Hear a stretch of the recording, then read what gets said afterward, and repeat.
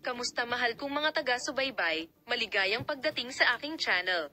Ngayon ay narito ako sa mga balita tungkol kay Özge Gürel at Serkan Kayaglu. Ang mga larawan ng tagumpay ng Turkey na sina Özge Gürel at Serkan Kayaglu ay nasa listahan ng mga mag-asawa na nakakaakit ng malaking atensyon at paghanga hindi lamang sa Turkey kundi maging sa ibang bansa. Nakapagtataka, ang Turkish actor ay gumawa ng mga pahayag na maaaring sa panimula ay mayayanig ang kasal nina Serkan Kayaglu at Özge Gürel. Habang ang aktor, nakilala sa kanyang mga tungkulin sa sikat na Turkish series, ay nakakuha ng pansin sa kanyang taos-pusong mga salita, ang mga tagahanga ay lumikha din ng mga haka-haka sa media tungkol sa epekto nito sa relasyon ni Serkan Kayaglu at ng kanyang asawa.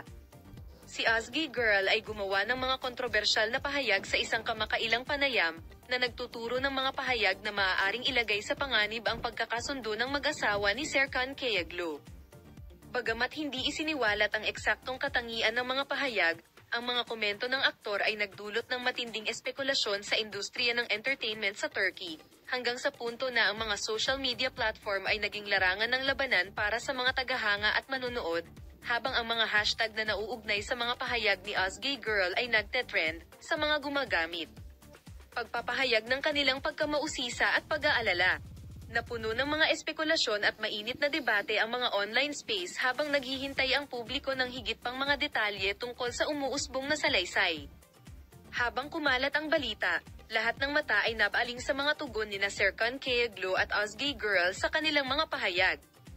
Inihahanda ng mga tagahanga ang kanilang sarili para sa mga posibleng pahayag o opisyal na pahayag mula sa mga interesadong partido. Nagdaragdag ito ng hangin ng tensyon at kawalan ng katiyakan sa sitwasyon.